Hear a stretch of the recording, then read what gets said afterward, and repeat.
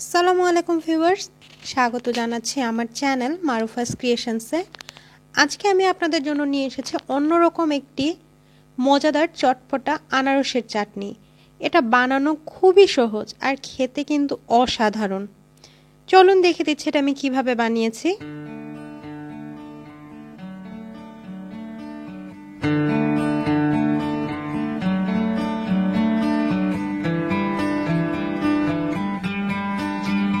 প্রথমে আমাদের যা লাগবে তা হলো আনারস। আমি এখানে একটা আনারস ছিলে নিয়েছি, ছিলে 4 টুকরো করে নিয়েছি।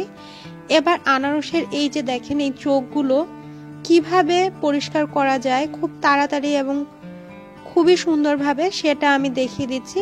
এই যে দেখেন এই আনারসের যে চোখগুলো সেগুলো কিন্তু ঠিক এরকম লাইন হয়ে থাকে।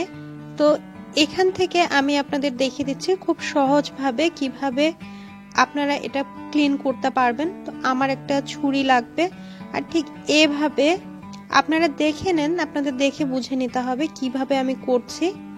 ঠিক এরকম করে একবার এ পাশে এবং আরেকবার ও পাশে দিয়ে ঠিক এভাবে আমি কেটে নিচ্ছি। ঠিক এরকম করে যখন আপনারা একটা আনারসের চোখ পরিষ্কার করবেন তখন কিন্তু খুবই কম ওয়েস্ট হবে এবং আনারসটা খুবই সুন্দরভাবে ক্লিন হয়ে যাবে।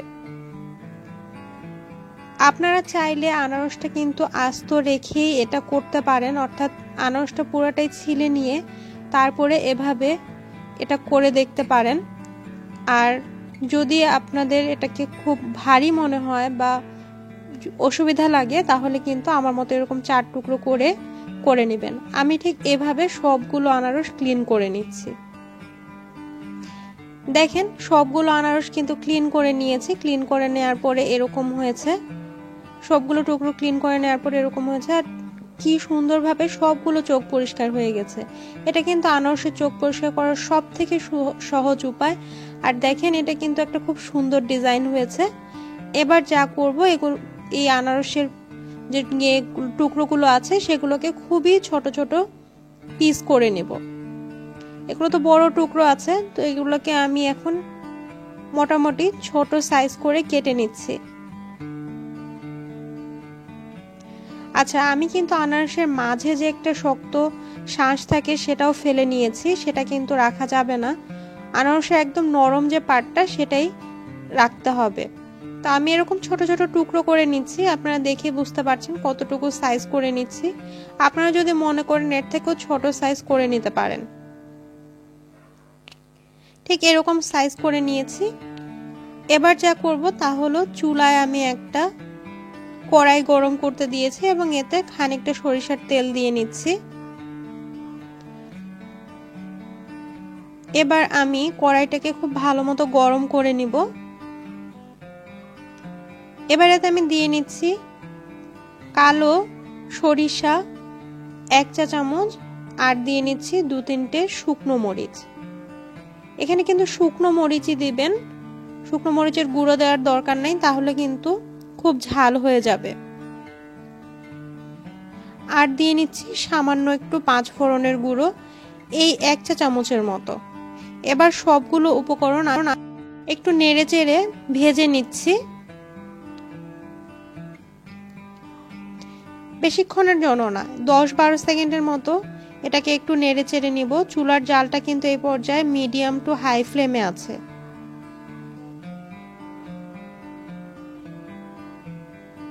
এবার এর মাঝে আমি টুকরো করে রাখা আনারসগুলো দিয়ে নিচ্ছি।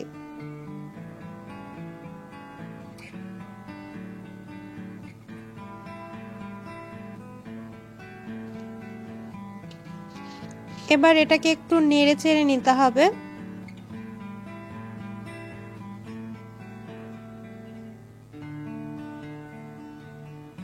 নেড়ে চেড়ে মশলাগুলো মিশিয়ে নিতে হবে।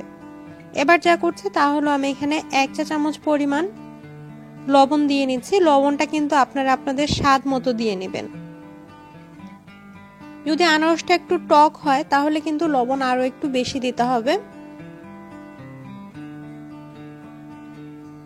তো আমি আবারও লবণ সহ আনারসটাকে মিশিয়ে নিচ্ছি। এবার একটা ঢাকনা দিয়ে এটাকে ঢেকে সিদ্ধ করে নিব। আপনারা দেখতেই পাচ্ছেন আনারসটা থেকে কিন্তু যথেষ্ট পরিমাণে পানি বেরিয়েছে। আলাদা করে আমাকে পানি দিতে হয়নি। আর আপনারা যদি মনে করেন যে আনারসটা সিদ্ধ হচ্ছে না, সেক্ষেত্রে সামান্য একটু পানি দিয়ে নেবেন। আর আনারসটা কিন্তু আপনারা যখন ধরে দেখবেন তখন কিন্তু আসলে গলে যাবে না, কারণ আনারসের মধ্যে প্রচুর পরিমাণে শাঁস থাকে, তাই এটা গলে যাবে না।